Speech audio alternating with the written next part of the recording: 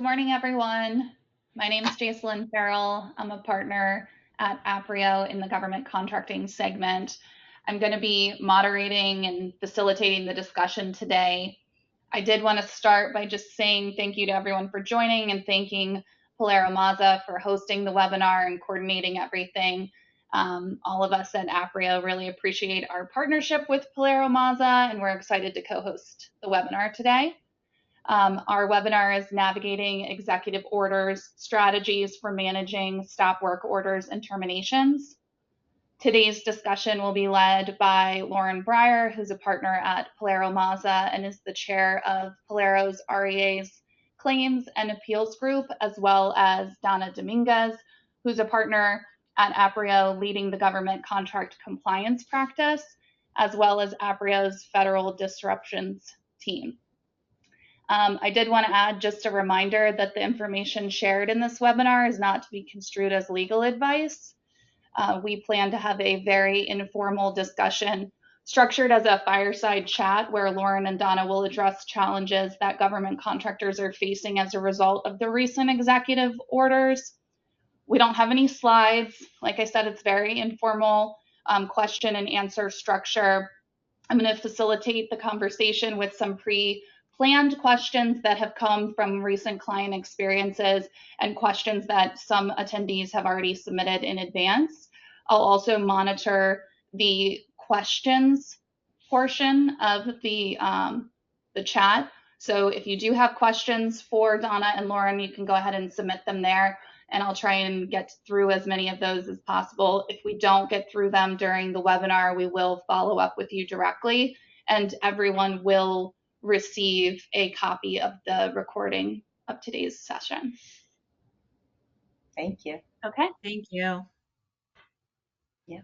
So I think everyone who works in, with, or adjacent to the federal government right now is experiencing a lot of different challenges associated with the recent executive orders. For some contractors, this might be the first time they're experiencing a stop work order or termination. Some companies have already started to get them. Some have received many of them. And so we really just wanted to have this conversation to share information that can help make sure that you are compliant throughout the process and you know what you need to be doing. So I wanted to start, Lauren, if we could start by talking about the differences between a stop work order and a termination and what that means for the contractor as far as process and other considerations. Sure, I'm happy to talk that through. So the difference between the two, so a stop work order is really what it says, right? It's a cessation of work. It's issued under 52.242-15 in your contract. And it's basically, it allows the contracting officer to stop or, suspend work for 90 days max period. They can ask for a reasonable extension of that period, but there has to be, again, reasonable justification to extend the 90-day window. But what basically happens is that they'll issue a notice of stop work, and you're supposed to do exactly that. And you have to notify your subcontractors that they're stopping work as well. And you have to mitigate costs. So that's the biggest trip up for clients, right? Like, how do we mitigate? But it often involves furloughing employees, winding down operations, and then making sure that you have a particular cost code set aside for the stop work activities. So you're entitled to costs resulting from the stop work. And the way that you seek those costs is through a request for equitable adjustment. So after that stop work period ends, so it max is 90 days. It could last 3 days. It could last 60 days. It's really dependent on the analysis and review that's taking place by the agency as to determine whether or not the funding is appropriate here, the contract is appropriate. And so what we're seeing is some stop works are being lifted, after 10 days, even after 2 days, or some are just maintaining in place, presumably up until that 90-day window. But once your stop work order is lifted, you are entitled to seek adjustment for stop work related costs. So like I said, wind down costs, placing employees on furlough, the time spent to do that. And you seek adjustment within 30 days from the date that your stop work is lifted. What we are telling clients to do is to make sure that they get that adjustment request out as soon as you can. The concern that we have is that the amount of stop work orders that are coming out since the change in administration and the backlog that will create alongside removal of federal employees, that this process is going to be significantly delayed. So we are encouraging clients to get their adjustment requests out as soon as they can, and those costs are fully quantified, so that they can be first in line and not last to get payment, or at least to get somebody to take a look at it and process that request. So that's stop work at a high level. And one other practice point is that if you have a commercial items contract, so that is if your contract includes 52.212-4, stop work clauses are not automatically included in a commercial items contract. The problem that we are seeing is that contracting officers are trying to issue stop work orders on commercial items contracts, and that is improper. First, your contract likely doesn't include that clause, so they don't have the right to use it. Second, a stop work in essence is a change to your contract. And if you have a commercial items contract, in order for the contracting officer to make a change, it has to be bilateral, which means you have to have the right to sign that change to your contract, which gives you leverage. So what we are seeing is a lot of contracting officers are trying to issue unilateral stop works on commercial items contracts. And it's really important that you understand that you have leverage there, and you can push back on the contracting officer if that clause is not in your contract. So that is just a practice point moving forward, that you be aware of that they cannot just unilaterally stop work if you have a commercial items contract. Separate and apart from stop work clause is the termination for convenience clause. So firm fixed price contracts, commercial items contracts, cost reimbursable contracts all have different types of termination for convenience clauses, and the requirements under those are all different. So if you get a termination notice, it's really important that you understand the clause that you are operating under. Due to the amount of termination notices that are coming out, we have seen contracting officers use incorrect clauses or clauses that don't apply to your contract. So again, it's really important that you understand the clause that you're operating under and the clause that is actually in your contract. And if you have a commercial items contract, the processes are different. In a sense, it's the same as a stop work as far as costs that you are entitled to. So commercial items is a perfect example. There's two buckets that you're entitled to. So that's percentage completion of your contract that is unpaid. And then there's a second bucket that you're entitled to. Those are reasonable charges resulting from the termination. So that is similar to stop work. You're entitled to wind down costs. So time that you spend laying off employees, time you spend returning equipment, really any administrative or clerical time that you spend winding down the contract, those all should be recorded in a separate cost code. And you can, as long as the rate that you assign to it is reasonable, I suggest you submit that. You're also entitled to legal and consulting fees. So time that we spend helping you prepare that proposal, time Donna spends helping you with the proposal, those are all costs that can be incorporated into your termination proposal submission. There's also costs, winding down operations. So say you are leasing a building, for instance, and you have a 12-month lease in place and you get terminated for convenience at month 6. There is a duty to mitigate that situation, but if you cannot get out of that lease, arguably that's a cost that you could include in your proposal and to try to negotiate through with the contracting officer. So in essence, there's, that first big bucket, which is unpaid invoices, it's subcontractor costs. And then that second bucket, and again, this is explaining it at a very high level, reasonable charges resulting from the termination. If you have a standard firm fixed price contract or a cost reimbursable contract, there are particular forms that you have to submit and they have to be signed off by an accountant. So, if you are operating under a more standard firm fixed price contract, cost reimbursable contract, it's important to reach out to legal or cost accounting consultant to help you through working through those forms and making sure that those are submitted appropriately.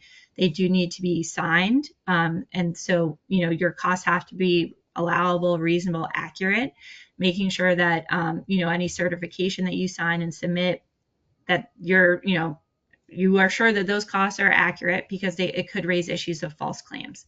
So it's really important that you, again, understand the termination clause you're operating under, what forms may be required, and really what costs need to be included in your proposal.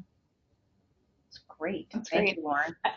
Yeah, the information about the stop work clause not being in the commercial item contracts, I think that's important to know for contractors, not just to accept what the government is pushing on them right now, and to consult with your attorneys as needed. So thank you for sharing that. So Donna, from a compliance standpoint, if you're a contractor and you get a stop work order or a termination for convenience, what are the first things that you should be doing? Um, so to reiterate exactly what Lauren said, the first thing you want to do is set up that separate project charge code so you can accumulate those costs. Then that's the biggest thing is in terms of, there's a process to when you get the notifications, whether it's the stop work order or the we're actually terminating your contract. You want to be able to segregate those costs and get your hands on them and be able to identify all the labor costs or any travel or ODCs that you're winding down. So, for example, if your contract gets terminated and your employees were out on travel, we need to now bring them back. There's going to be costs associated with bringing them back home or making sure that their travels back home are accounted for once the contract got terminated. So you want to make sure you have a good charge code so you can set that up and keep track of that. And you're going to have things like costs that's going to be associated with probably even HR, because now HR's got to go do sit down with the employees and say, okay, we're going to have to terminate you. We're going to give you a severance package. Here's how you do your Cobra insurance and stuff like it. Here's what we're giving you as your severance pay. IT's got to collect back the laptops from the employees. We've got to sit down and go through all the process of now terminating employees that we did not necessarily plan to do that. And so that's going to be costs you want to make sure that you're segregating. And there is a difference between, so as Lauren's describing the different types of stop work orders and terminations, under normal circumstances, most companies would have seen one at a time, right? With this administration, this is a massive amount of volume. So this is where, like Lauren's giving you this sense of urgency, you need to get this information put together accurately so that it gets submitted, because you want to be in the front of the line because the line's going to be long.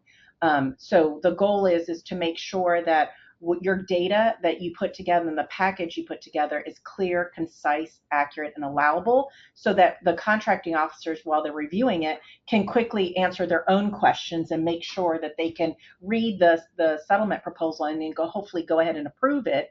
But there may be negotiations, they may have someone audit it. So you need to make sure that all of your data can be substantiated with what you're building up as the cost, from timesheets to invoices to all the receipts. You need to be able to put your hands on all of it so that when you put the settlement proposal together, it's all going in there. So, like, for example, when the employees are flying back, they're not flying back first class, but they're still following the JTR and the FTR. Your costs still always have to be allowable, allocable, and reasonable when you pull it together. So we just want to make sure all that data is pulled together in a reasonable way so that it's going to be supported when we go to give it to the contracting officer. But I did want to ask Lauren a quick question. So there was an executive order that came out last night. Do you want to give us a quick little highlight on that before we dive into the rest of this? Because I think it does have, it's worth mentioning in today's webinar since it just happened last night. Right. So there's an executive order that came out it's trying to streamline review of funding and new contracts. So DOGE is getting more involved than it already is. They want to connect with agency heads to do a more streamlined evaluation of guidance and policies related to funding and new contracts. So those guidance and policies and the information substantiating, funding that is currently being issued and then new contracts have to be reported to DOGE within 30 days. It's possible that we will see more terminations and stop work orders resulting from that evaluation process. We believe that it's likely going to go through an AI review and then potentially spit out more terminations and stop work orders. So, we feel like this is just going to continue, unfortunately. And so we're keeping that 30-day deadline in mind to see what comes out of it. But that is the new executive order that came out last night from the Trump administration. That's painful. And you know what the hard thing is I'm thinking about this as my client. So we're giving this information, but if you're a prime contractor and you have subcontractors, you're not only having to manage what you've got on your plate, but then you have to go and turn around. And this is for every contract, right? So every contract, you have to treat it and look at it individually, because as you were just describing a minute ago, depending on what the contract type is it a commercial? Is it cost for reimbursement? Is it firm fixed price? Depending on the exact prime contract that you have, and then depending on what subcontracts you gave to your subcontractors, and then having to make sure that you're managing your own house, but having to communicate to your subs, because isn't it correct that as a prime contractor, it's my responsibility to get the subs information to my settlement proposal because they don't Absolutely. have reach, correct? Is that Absolutely. Yeah. So it's really important that you do an evaluation of your subcontracts that you have in place. It's extremely important to understand the terms and conditions that you are operating under with your subcontractor versus what you're operating under with your prime. I mean, presumably you hopefully have flowed down termination for convenience clause and a stop work clause into your subcontract. But it is really important that you understand, the terms and conditions you're operating under and what you need from your sub to get a negotiated proposal. What we have been recommending and what I've recommended before all of this happened with the change in administration is that your subcontractor should understand those standard forms, right? Like standard form 1436 is a total cost basis proposal form that you use on a firm fixed price termination. Those should also be used by your subcontractor, right? So make your subcontractor similarly fill out that form and flow that up to you so that you can then pass that along to the agency for review. So it is very important to keep those communication lines open with your subcontractor so you can pass along those costs and hope that they get paid as well. So you're not creating liabilities for yourself in a prime sub dispute moving forward. And to Donna's previous point as well, as far as packaging up these proposals, I've had clients ask, can we just submit our costs and then we'll engage in negotiations?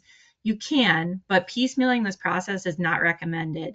I always highly suggest that you get as much cost support as you can, package it up as fulsome as you can so that it makes it easy for the contracting officer, especially in this type of situation where we have a flood of these, that they can just rubber stamp it, where they don't have to ask questions, they don't have to ask follow-up or pull teeth to get additional invoices. Make sure that you have everything you need and get that all packaged together to prevent delay and future follow-up. So that's a really good practice point, Donna. Yeah, because you could be a prime on some contracts, a sub on others, but the process and the advice I think that we're trying to give everybody today is going to be applicable whether you're the prime or sub. So that's good to know. I did want to talk about, because like this is a question I get from my clients a lot of the times. So what is the expectation of timing? Like if I get my stop work order and I submit an REA, or what's the timing of if I do a termination settlement? And I think, because it varies depending on how many you're doing, what agencies you're doing, but like what is your advice on that, or what are you saying that you're telling your clients? Sure. So the advice that I used to give on that was very different from the advice that I'm giving now. So when you submit a request for equitable adjustment, so we're talking stop work orders here. So normally what happens is you submit that after, within that 30-day window once the stop work is lifted. And oftentimes it's a quick negotiation. The contracting officer is tracking on the stop work and the fact that it's been lifted and that you're probably going to be submitting costs. And we try to normally work those through within 60 days. The problem with an REA being submitted now is that first off, we have employees leaving, right? So we don't know who's going to be reviewing these REAs. The other issue is that there's no regulatory requirement for the government to respond to a request for equitable adjustment. So that means it could arguably sit out there for years. If the agency simply wanted to do that or had nobody to review it, there's no problem with it sitting out there. The same thing goes with termination for convenience proposals. Under standard termination clauses, they're normally due within a year. We encourage our clients to get them out within 60 days, again, pre-administration change. Those normally would get negotiated through, hopefully within 30 to 60 days, unless they go under audit. We don't necessarily know if that's going to be the case here, again, because of employee turnover and just the amount of termination proposals that are becoming, submitted, flooded to the contracting officers. So one of the things that we've been suggesting to our clients is that they create kind of an internal deadline for themselves.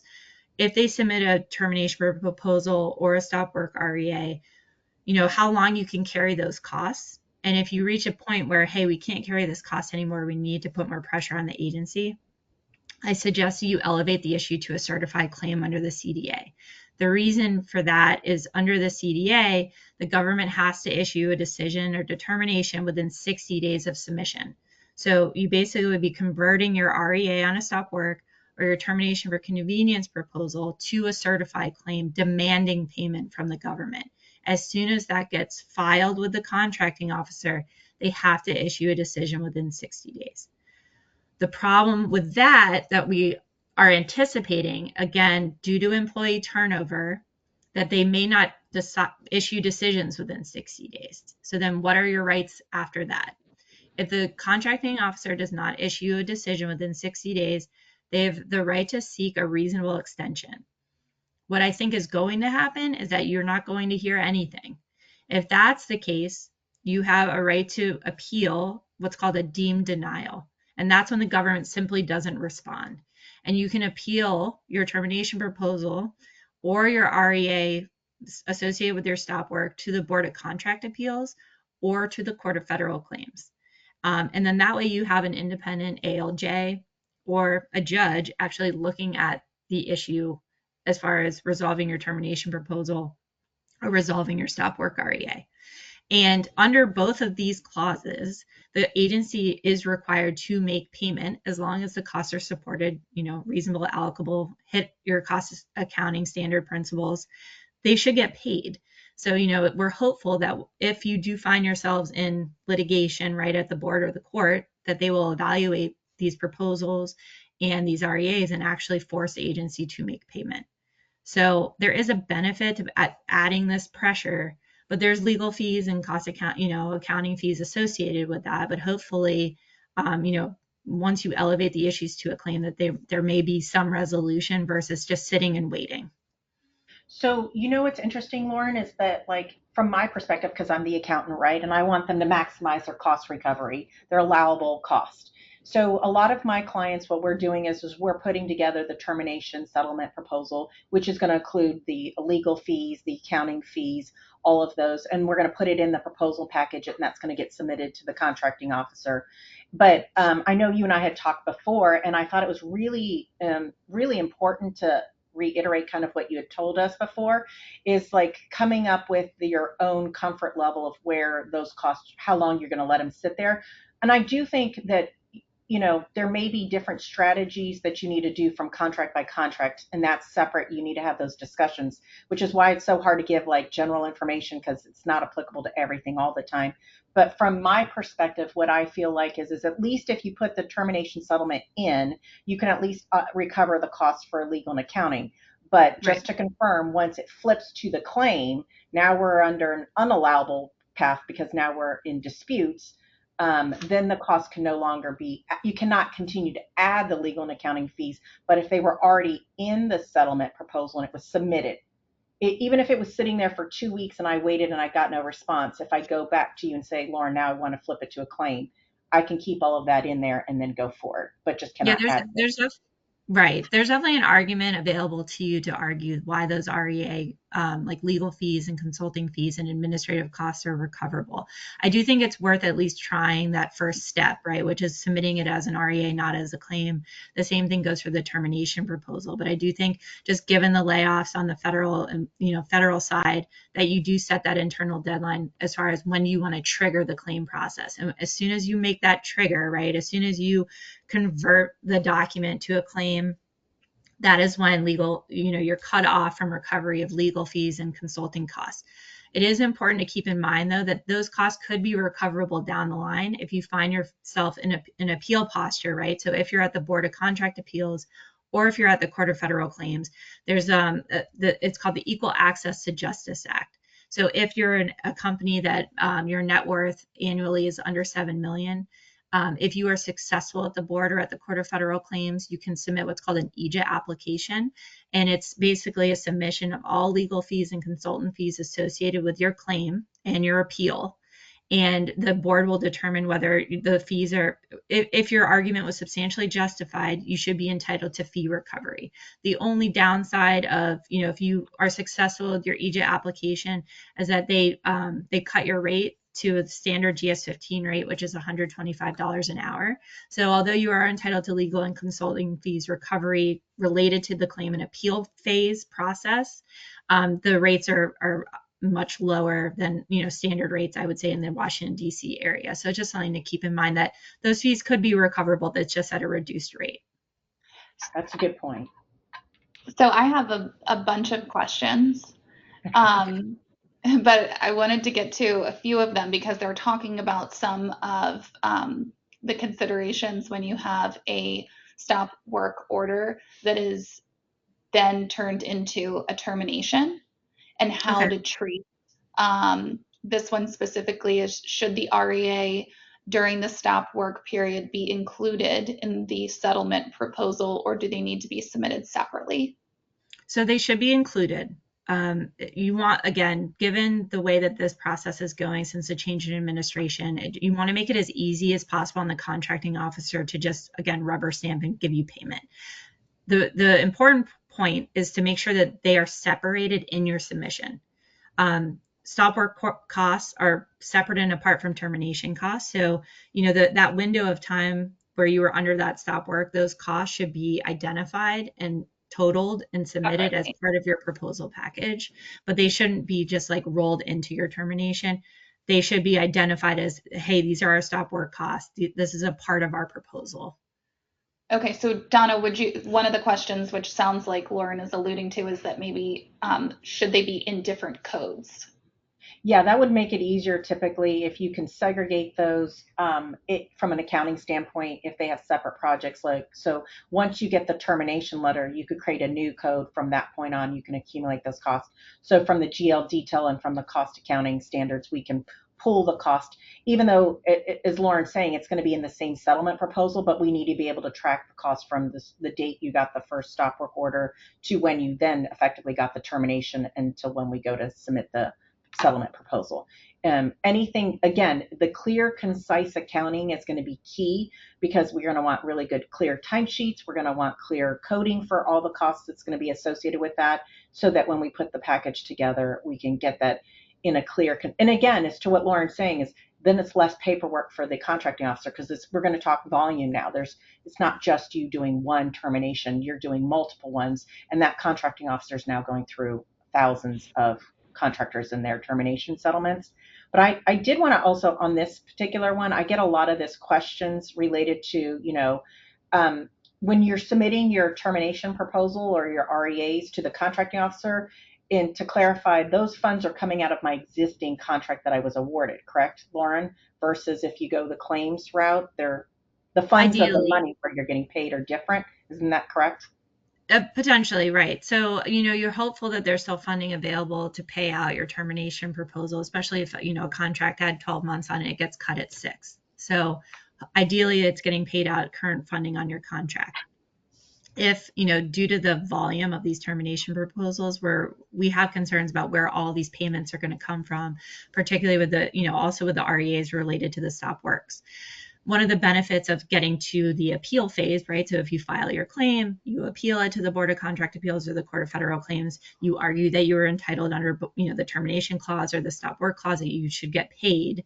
One of the opportunities for the agency at that point is they can actually take those costs and pay you from what's called the judgment fund. So there's this judgment fund that's out there where like false claims payments to various agencies, to the federal government, kind of sit in this bucket called the judgment fund. And if there's a judgment against an agency at the board or the court, the agency has the ability to access funds from the judgment fund and pay you. So it opens them up to more money where they can pay that out. Because we do feel like there's going to be some issues, obviously, with the amount of termination proposals and stop works that are being issued with just like, where is this money going to come from? Was there a limit for contracting officers on how much of a termination proposal they can approve from their seat, or do they like? I don't know how That's a big. good that's a good question. I don't know if it was just doing that. If agency heads are imposing some restriction, I'm not sure. But just given the amount, it's going to create a logjam. And And what do you suggest, like an organization who's facing a significant number of stop work, or I guess specifically terminations for convenience, if they have a whole bunch of different contracts that are impacted? Are there any other considerations or best practices that they could be implementing to I'll help give them one manage from an the accounting process? perspective. So, given this is an unusual time and then the volume, from an accounting perspective, my recommendation would be is if you have a team, like assign a team who's doing the wind down, is then to create basically a service center to house those costs and then allocate them to all of the the final settlement packages so that it gets allocated. Because if you have, it's one thing to have two and you can specifically book your time to which settlement that you're winding down. You could easily identify it. But if you have like 20 or more going on, I would say doing a service center would make sense then. So like your HR person, again, who's spending the time to, they're going to just call all the employees, not by contract, but they're going to go down a list and say, okay, I've got to go back and, give them their severance package, explain to them how they're going to get their COBRA, so forth and so on. IT, accounting is going to be pulling all this data constantly to give, like I know we're working with the internal accounting departments to get the data, to put the package and the supporting documentation. Then you're having meetings with Lauren because you're sitting there talking strategies on every contract as to what you're doing. That program team should be charging their time into a service center, and then it should be allocated to all the contracts that got terminated. And then it's going to be easily traceable to the supporting documentation that goes in the final settlement. That would be my Someone recommendation. asked about like in-house legal fees. Would you put that in this kind of bucket if you have in-house Attorney. legal folks who are involved in this process? Yeah, I would absolutely. I mean, if they have a reasonable rate assigned to them and they're keeping track of the time that they're spending, yeah, absolutely, I would include that as part of the legal fee request for recovery. And just as far as like practicalities on if you, I mean, we've had multiple clients reach out that have received, 10 plus terminations over the last 2 weeks. And, practically speaking, as far as how to address the volume, I would honestly submit them in order of, relationship. If you have a really solid relationship with a contracting officer and you feel like they're going to pay close attention to your proposal, like get that one out first. Obviously use Donna's advice as far as apportioning the costs associated with the terminations and the time being spent. But practically speaking, get the ones out that you feel like it will be a more easy, amicable process to negotiate through. And then, the more challenging ones maybe leave at the end. But that's how I would do it, based off of relationship and obviously cost. The ones that have a more significant cost, get those out as soon as you can. The smaller contracts, you can put to the side and work through those as you will, but the higher cost termination should be out the door as soon as you can. I mean, that's a main key right there. If there's somebody on the other end who's willing to work with you to get your settlement proposal done, you need to get a good, clear, concise package in their hands as quickly as you can before you don't know if they're still going to be there next week. Exactly.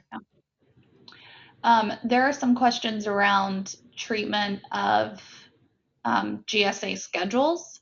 So I know we talked a little bit about commercial item contracts, and we're seeing contractors receive stop work orders, or at least agencies attempting to do that. Would this also apply here, Lauren, where they have the leverage to push back against a stop work order under a GSA schedule? Yes, I mean, if so, the big point is it listed as a commercial items contract? So you need to look to see if you have 52.212-4 in your contract. Normally, if you do, you don't have 52.242-15. What we're seeing is that contracting officers are either just issuing stop work orders under this clause, even if it's not in there, or they're sending modifications for signature to add in the clause, and then also sending a notice of stop work. So they're like sending them together. And some of our clients have been signing them, not understanding that they actually have some leverage to before they bilaterally execute. That could be getting a guarantee of payment on a request for equitable adjustment. I can't guarantee that that's going to happen, but it's worth a shot. So, I wouldn't just blanketly sign it. The other big practice point is don't sign any waivers or releases. One of the things that we are seeing is that these court decisions are coming out that are overruling, from what the courts are deeming overreach by the Trump administration. So we have been telling some of our clients, or providing them with particular reservation of rights language, right? Where although you're preparing a proposal, you're reserving your rights to challenge the underlying decision to terminate or the decision to stop work.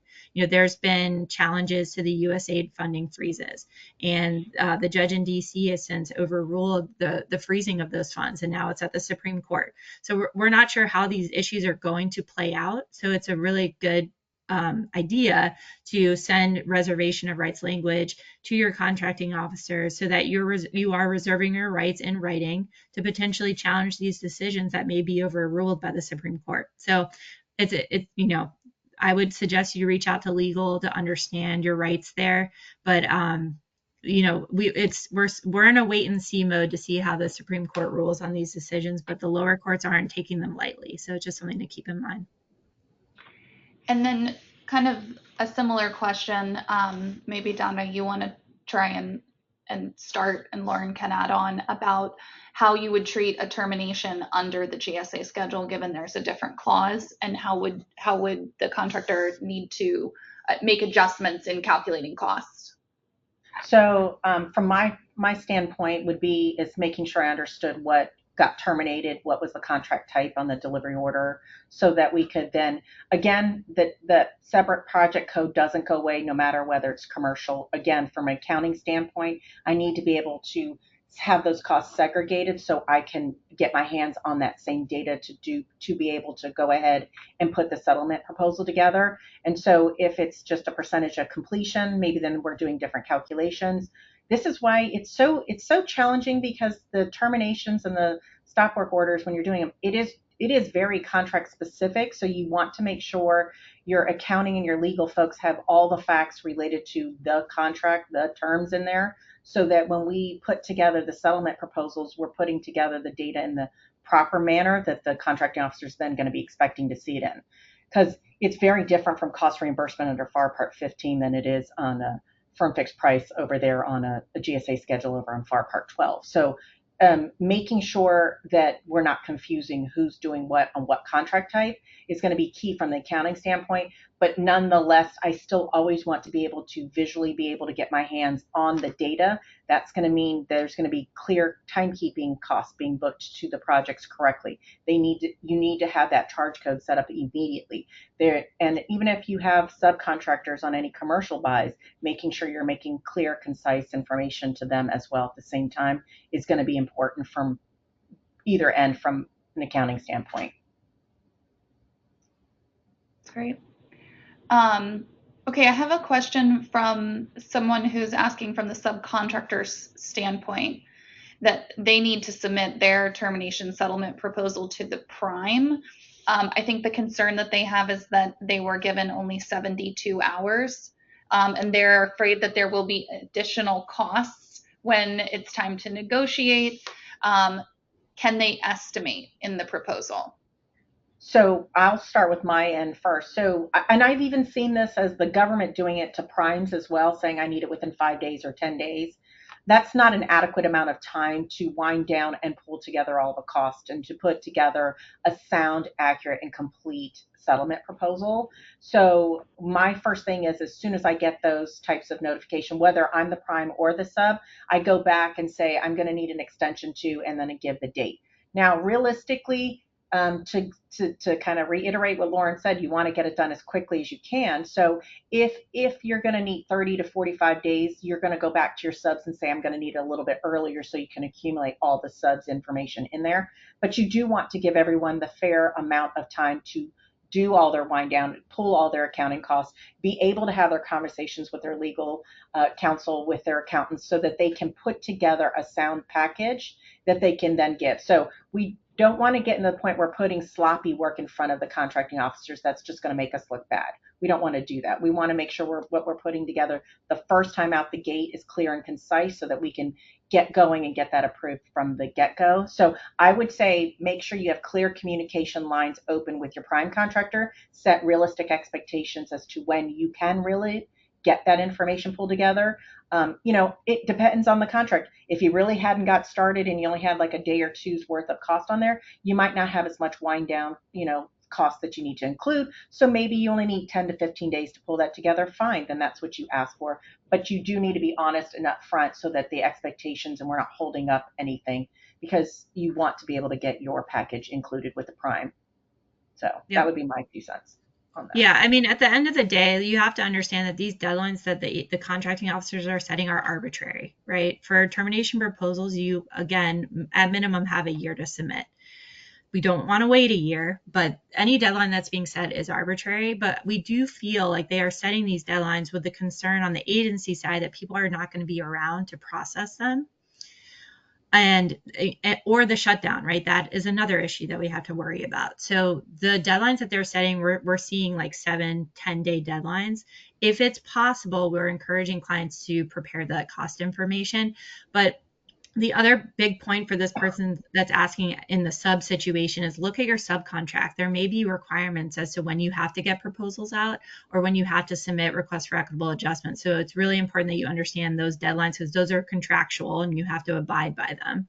But to Donna's point, if there's no set deadline in your subcontract and you need an additional 10 days, there's no problem with asking for a reasonable extension from the prime, who then presumably would also ask the same of the contracting officer.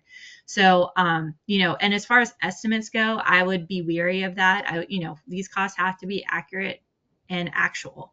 So, any estimate, you have to think that it could raise false claim concerns. It could also, if they decide to audit, that also creates an issue because they're going to go back and they want to see hard cost invoice support and accurate information as to where those numbers came from. So that could raise concerns if you're certifying, standard form 1436 or 1435, you're submitting that to your prime, you're certifying to that number.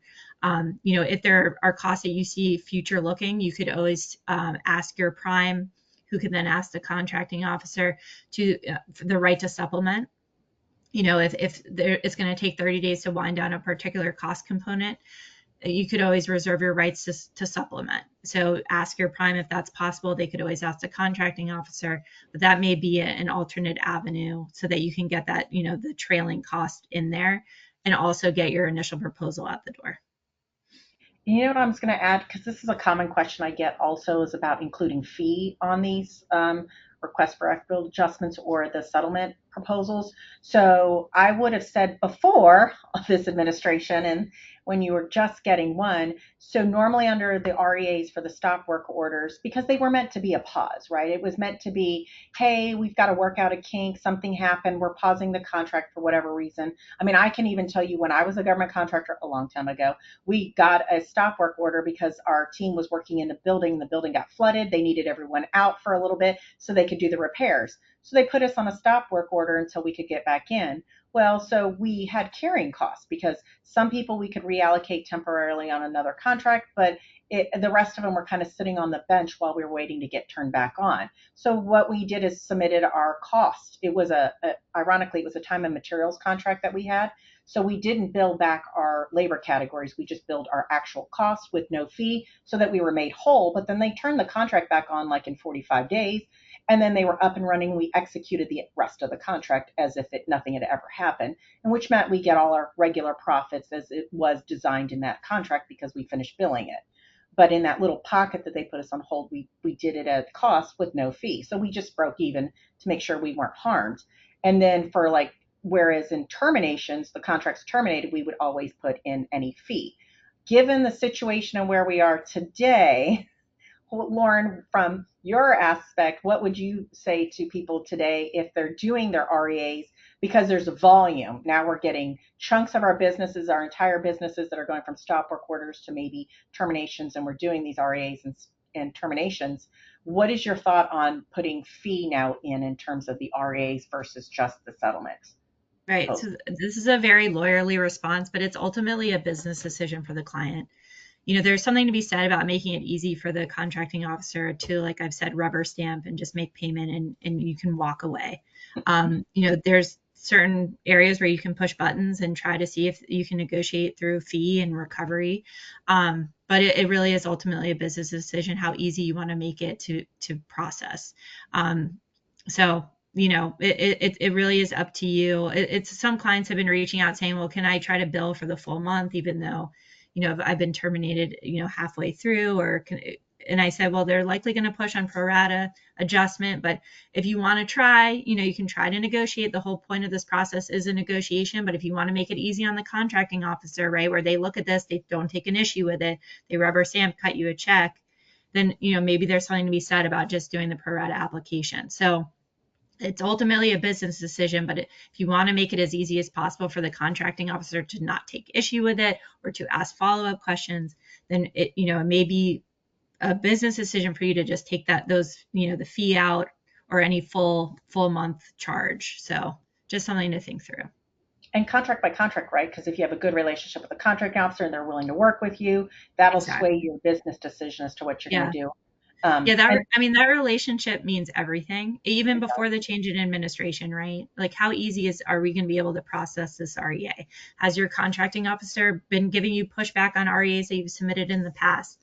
So you have a better understanding of how this process is going to go. That is absolutely going to weigh into how easy you want to make it for them to make payment. So it is on a contract by contract basis, a contracting officer by contracting officer basis. So it's really important that you fully understand the relationship that you have with that contracting officer, and also hopefully having an idea of if they're still going to be there in a few weeks. I'm dealing with that now, trying to schedule mediation with opposing counsel in a case, and they're not sure where they're going to be in the summer.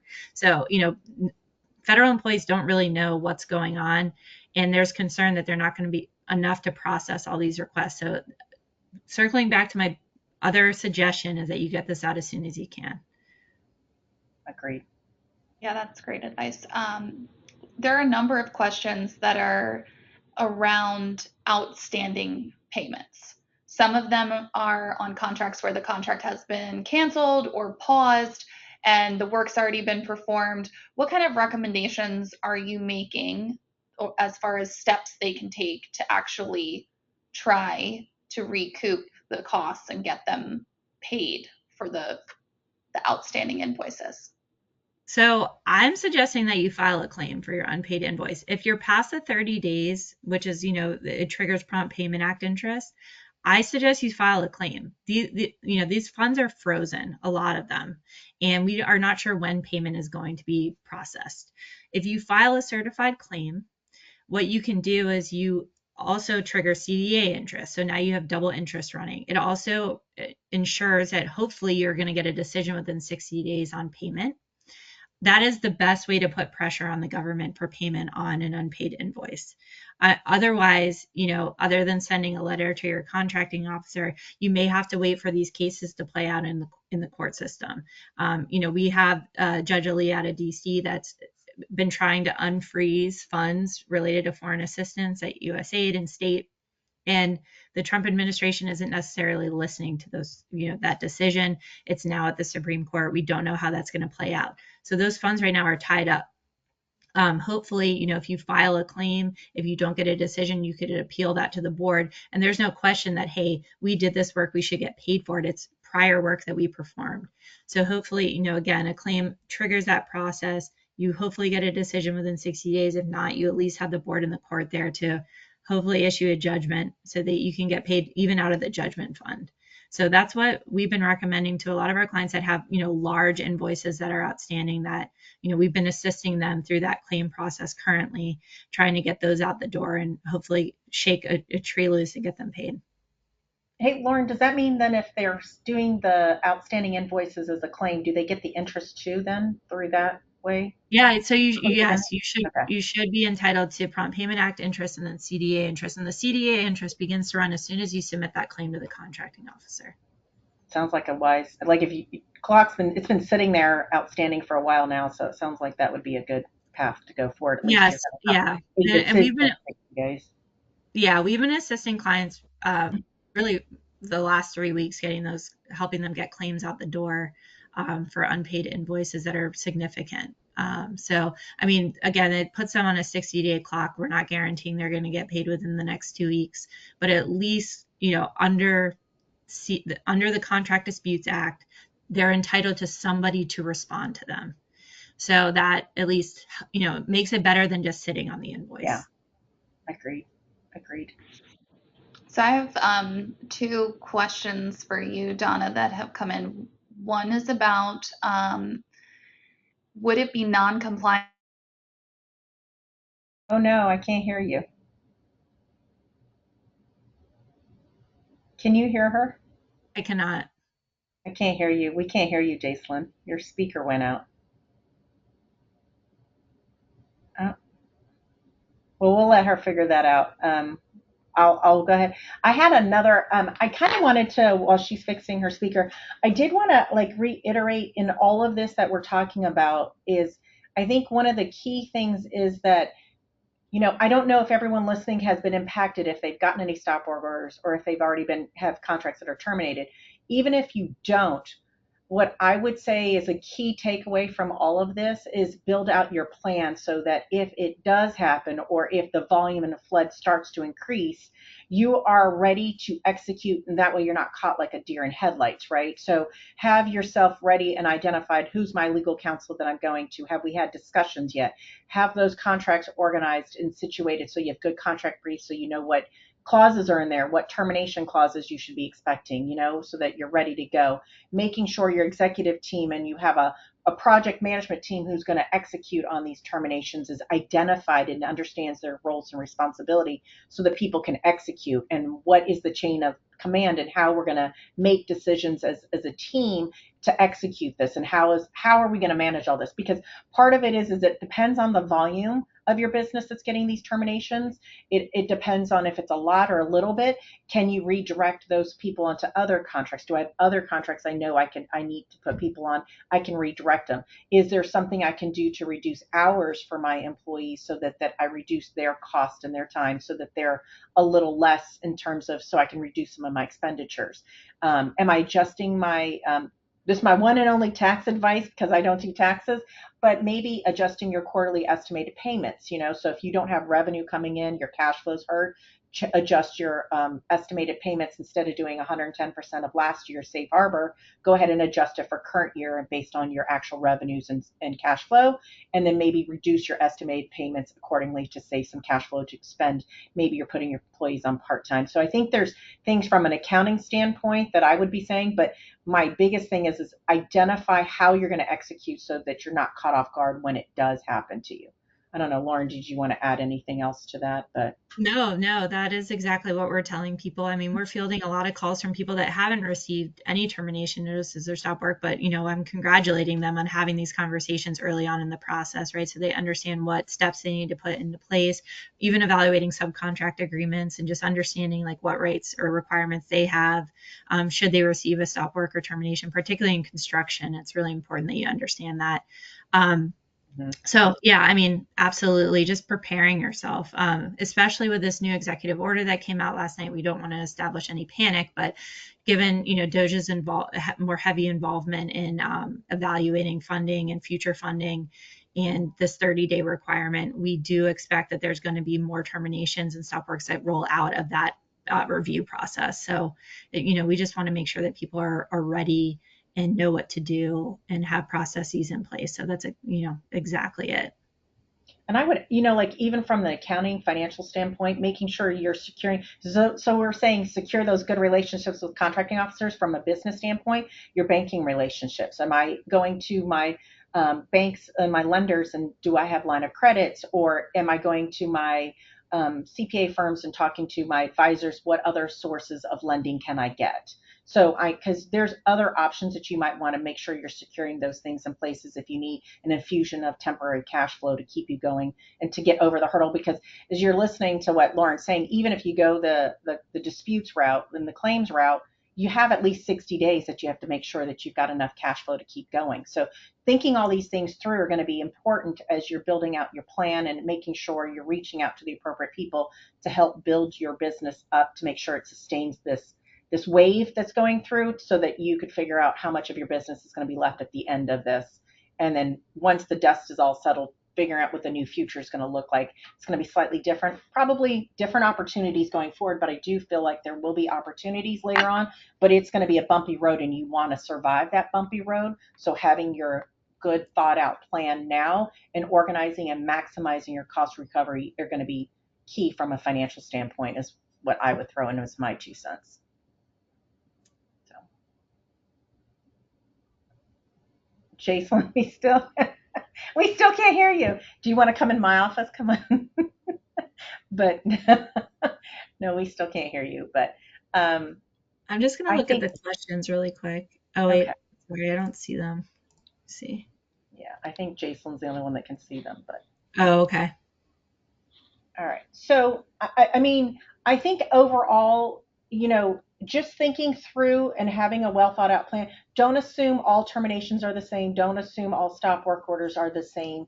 Make sure that you're looking at each and every single one of them correctly. And what I think from, and correct me if I'm wrong, Lauren, it's like you need to evaluate each contract. One might be, let me go this termination settlement because I have a good relationship with the contracting officer. They're still there and willing to work with me. This one, I don't have a contracting officer, can't get a hold of anyone. Maybe we go the claims route. So it doesn't mean you have to apply the same methodology to all contracts. You can have different plans for how you're going to execute them and go in different directions. Right. So somebody assigned me a question. I'm just going to read it really quick and I'm going to provide an answer. So they said, in the scenario where the government has provided notice of termination for convenience under 52249-1, which is fixed price short form. However, the clause was not included in the original award nor modifications. If there's no FAR or other clause with termination language in the contract, do you believe the clause will be deemed to be read under Christian doctrine? Or is there a potential for a claim of wrongful termination in any recent applicable cases? So a termination for convenience clause is often incorporated under the Christian doctrine. So I think the agency would have a really solid argument to say that it was incorporated. I'm wondering if maybe 52249-2 was in your contract. So I'd take a look for that clause if possible. If there's no termination for convenience clause at all, I think the agency would be successful in arguing application through the Christian doctrine. Separate and apart from that, I mean, as far as a claim for wrongful termination, that is where that point that I made previously, that we're encouraging our clients to include reservation of rights language in their responses back to the agency. So some agencies are requiring like signed notice, where acknowledgement of a notice of termination, and incorporating in that acknowledgement, we're providing language to ensure reservation of rights to challenge what the Supreme Court could rule bad faith termination or an arbitrary termination if they deem this to be an act of Congress and the administration is overreaching. So I think that argument is still there, even if that clause was in your contract, that this is driven by policy or executive orders that are overreaching. And again, that's where that reservation of rights piece comes in.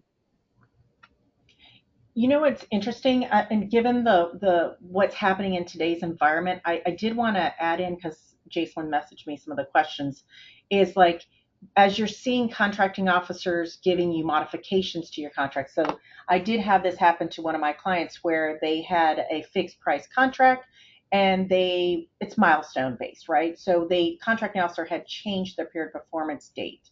So you have to think about in terms of what mods are you signing, by the way? Could this potentially later on backfire against me in terms of, later on it gets terminated? And you didn't used to think that before because you're just happy to get the work done. You're like, oh, I can make up for it in other ways. But I do think you have to be savvy about watching when they're giving you modifications, that what are the downsides to those modifications if I agree to them. And we might also be seeing it being leveraged from the contract officer saying, well, you better sign it or else, because this is all I've got. You know what I mean? Like, so there's going to be a balancing act of where things are going to go, I think, in contracting. But this is going to be very important to understand all the mods and making sure your rights are protected, I guess. Yeah, I mean, you have to be extremely careful of releases and waivers. Like I had a client that got a termination for convenience notice, and then a day later they got closeout documents, including a full release of funds left on the contract. So what do, right? You're supposed to be able to submit a termination proposal, but you're getting these closeout documents. So I worked with them. We put language together to go back to the contracting officer that basically said, like, we're entitled to costs under our termination proposal. These closeout documents have to wait. We are not ready to execute these, and we would ask for, a full review of our termination proposal, and subsequent to that, we will execute closeout documents. And the contracting officer came back and said, okay. I mean, they're trying what they can to close these things out and not have to do any additional work, not just because, they don't want to do it, but because they might not be around to actually get it to the finish line. So understand your rights, reach out to a lawyer, right, to talk about what your rights are before you get back to the contracting officer and just blanketly release any rights that you have. Like I'm looking at, somebody asked a question, our contract has not been terminated, but has been modified, cut dramatically. We were given 15 minutes to sign the mod and we're told it would be terminated if we didn't. Do we have any recourse at this point? I would love to look at that modification. If there's release language in there, it's obviously problematic. I mean, in a perfect world, you would have been able to at least argue that you should be entitled to the amount of costs resulting in the descope. So, if you have to lay off 6 employees but keep 3, there's costs associated with laying off those 6 employees, right? And what that entails. So, in an ideal world, you would have been able to carve in the ability to submit an adjustment. You could always go back to the contracting officer to say that you are entitled to that. But if there is release language in that modification, that obviously makes it much more difficult to do that. So again, speaking to a lawyer, having them review the modification would be helpful to see what recourse that you have. But this idea that they're putting you under duress, that's not really a solid argument. Because it's a bilateral modification, you should be able to take the time, although they're, threatening you with 15 minutes to sign or threatening a termination. At the end of the day, you are a reasonable business person. So the board doesn't, the concept of duress or bad faith and that this type of circumstance doesn't go very far at the Board of Contract Appeals or the court. So I'm just putting that out there that, if there is release language, there's going to be a challenge there. And you know what this made me think of is people need to think about as when you're doing your termination settlement, especially if you have a cost type contract, all the over and under billings need to be accounted for in your settlement package because you are basically closing out that contract. So then any government property that has been provided, you need to transition that back over. And then when do you recommend they do the contractor's release of claim, like when you do the releases for the contract closeout? Because now you need to include all of those costs in your settlement proposal. But I know we're running out of time, but I did want to at least address that because I thought that was important. So the releases should be saved for the very end, not until you have a settlement agreement in place on your termination proposal. So what normally happens is when the termination proposal is fully resolved, what normally happens is you execute a settlement agreement or a modification is issued on your contract for the amount being paid. After that is when you do your closeout and release. So just make sure that is done after the fact. And that also, it's really important that if you have put that reservation of rights language to challenge the underlying termination, that you continue to reserve that right. So when, our clients get these release, they're always standard release, almost always standard release documents. You can go into the PDF and put in reservation of rights language and hopefully the contracting officer agrees to that. But there is pushback that you can do. Don't feel like you have to just sign this blanket closeout and release without reserving your rights. So it's really important that you understand that, you speak with your attorney about it. But there are ways to carve out reservations, and hopefully contracting officers are amenable to that.